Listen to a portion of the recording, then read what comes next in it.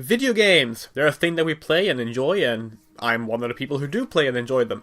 So, over the year there's been a lot of releases obviously, and I actually haven't been playing that many new games this year, but I did play enough to make a proper top 5 list of the best games 2016. So, without further ado, let's look at the top 5 games of 2016. Number 5. Hitman, the complete first season. Now this was a really interesting one before release because everything about it sounded so shady. Originally meant to be released as one game, Hitman suddenly got split into 2 releases, an early access version and a retail version, and then changed again to a fully episodic release. And these various changes close to release made it seem like the game was going to be a complete mess.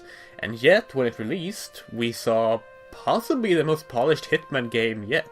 Taking the good parts of Absolution and the great parts of previous Hitman games like Blood Money and Silent Assassin, Hitman 2016 manages to bring back the creativity of the series, letting you really have some fun with how you go about killing, or not killing, the people in the world, and I really enjoyed it. I felt that it was a return to form for a series that never really got bad or anything, but definitely didn't stay as strong as it used to be throughout the years. Number 4. Doom 2016. Well, I think my history with this game has been well documented. Originally revealed at E3, I thought the game looked terrible, and having looked back at the E3 footage after playing Doom, I still think it looks terrible. But the final game is good. It's good. I really enjoyed playing Doom 2016. I have problems with it. The bosses are terrible, and they really encourage you to explore only to block off paths for you when you try and backtrack, which makes no sense. There's also a lot of bugs, and it's the least polished id Software game ever released, which is a shame. But nonetheless, the game was really fun.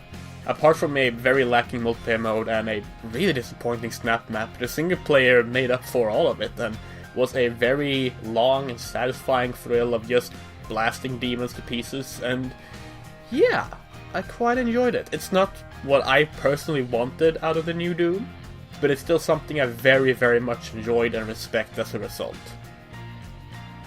Number 3. Kindred Spirits on the Roof. There were a lot of girls' love visual novels localized from Japan this year, like a ton. I think I have about 8 of them, and I haven't got around to playing all of them yet. But this one was something really interesting. It was a big hype leading up to it within the Girls Love community in the West. And for good reason. Kindred Spirits on the Roof is a really solid little game. The characters are really enjoyable, the writing is super solid, and I can't stress it enough, like, go play this game. It's on Steam, it's worth it, please check it out. Number 2. Overwatch. Now, who would have thought that the best first-person shooter of the year was made by Blizzard, who have never made a first-person shooter? Yeah, not me.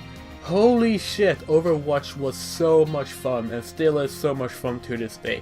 I am so happy with how it turned out, which just continues to surprise me with how fun and charming it is. The new characters they're introducing are all great. The roster in general is superb, both in terms of fun characters and in general diversity.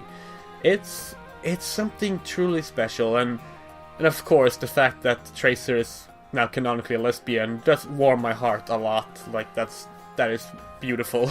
And number 1.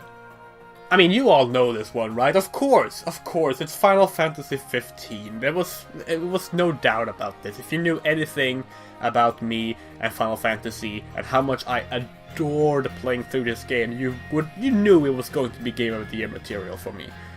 Oh my god, the 90 plus hours I've spent exploring the world of EOS and just loving every second of it has been incredible. The story was superb, the graphics and combat and music, everything blended together so beautifully. I love the characters, I love the enemy designs, I love the quest structure. It's so good. Is it the best Final Fantasy? No, but it's probably the best single-player RPG I've played in maybe a decade. I adore Final Fantasy 15. It does so many things right that even the things it does wrong doesn't end up hurting it a bit. And I'm very excited to see what the new DLC ends up bringing to the game as well, because I'm down for more of this game, that's for certain. Oh, and for reference, I watched Kingsglaive. I hated it. I do not agree that people should watch Kingsglaive before playing Final Fantasy 15. I feel that spoils a lot of plot twists. In fact, I kind of feel just don't watch it at all. Like, seriously? Sucks. Anyway, Final Fantasy 15 was amazing, and I am so happy that apparently most people agree with me on that, and maybe finally Final Fantasy, outside of the MMO genre, can start getting some credit again from the mainstream audience. And those are my top 5 games of the year. What are your favorite games of the year? Leave a comment below, I always read the comments. Oh, and if you want to know what the worst game of the year is, it's Toro. Yeah, that game.